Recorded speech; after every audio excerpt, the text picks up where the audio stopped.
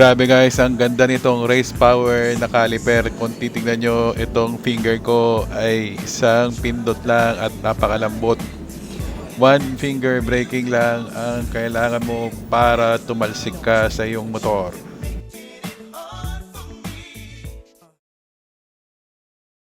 Hi guys, good morning. This is Kian and ito meron tayong dalawang caliper ngayon dito. Ito yung race power na caliper and ito yung Nissin na caliper na nakakabit to sa Honda Africa Twin. So dalawa nito nakakabit sa harap. Ito ay sobrang lakas na preno.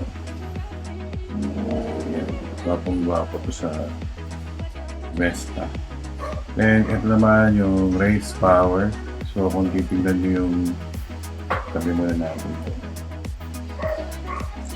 Yan.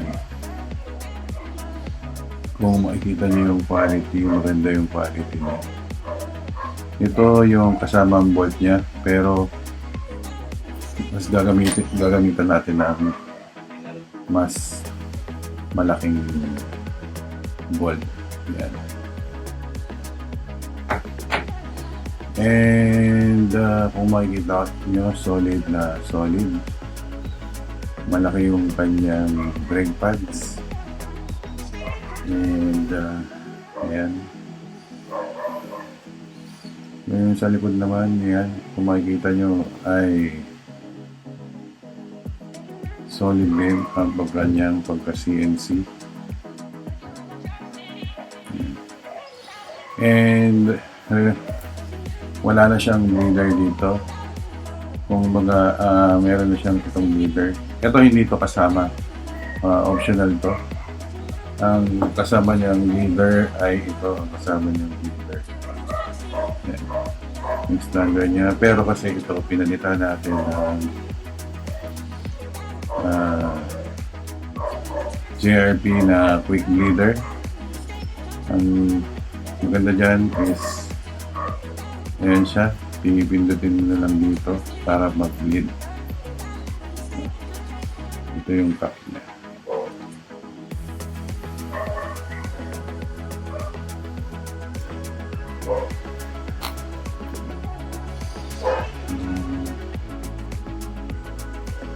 Konting brake fluid kasi yung missing. So ito yung race power. Tanggalin natin yung brake pad. Kung makikita nyo, ito tinanggal ko ang kanyang brake pad. Ay parehong-pareho ito ng Brembo Stylema. Ayan. Marami itong ganitong brake pad din sa Shopee. So kung gusto nyo lagyan to ng original na Brembo Stylema na brake pad, pwedeng-pwede. Pero subukan muna natin tong stock na brake pad na kasama niya. And kung makikita nyo, maganda rin ang pagka-CNC ng piston area. Ayan. Kung makikita nyo ang difference nito doon sa GP4 na in-order ko. So ito, walang butas yung mga piston. Pero maganda yung piston niya. At siguradong hindi to mag-stock up. Ayan. Ito yung isang brake pad. So sintered siya. Ayan. So ibalik na natin. Itong race power na GP4 ay meron 3 tornilyo. So, chinecheck ko yan. Kahit brand new yan, sinisigurado ko na mahigpit siya. Yan. Basic lang naman. So, nihigpitan ko siya using hand. And then, pag nakakabit na ito, ay tinotorque ko to ng 10 to 15 Newton meters sa torque wrench. Minsan kasi nakakalimutan din na mga nag-a-assemble yung higpit ng mga tornilyo. Kung makikita nyo, hindi ko muna binaklas itong tupat na Brembo na kabit ngayon. Naka 220mm siya na rotor and JS Manuf na adapter. So ililipat ko muna yung hose and then magsasalpak tayo dyan ng disc, ng rotor disc, para yun yung iipitin niya.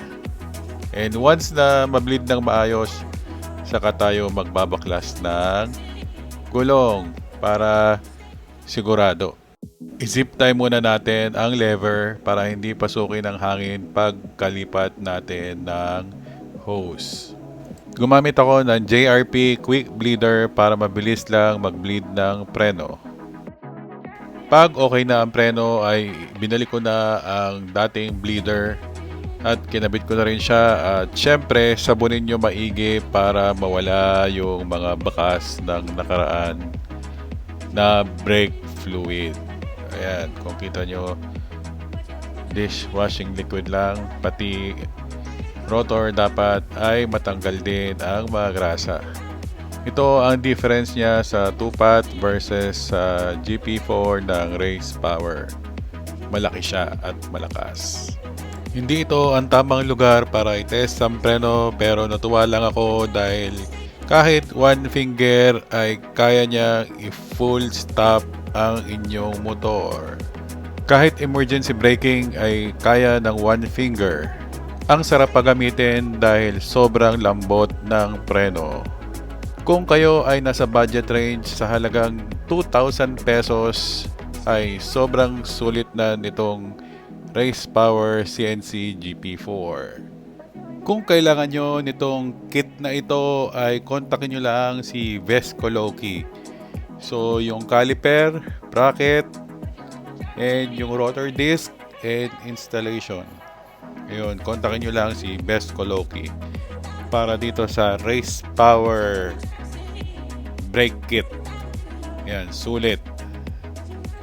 Ayun, hanggang sa susunod po ulit na video. Maraming salamat po sa panonood.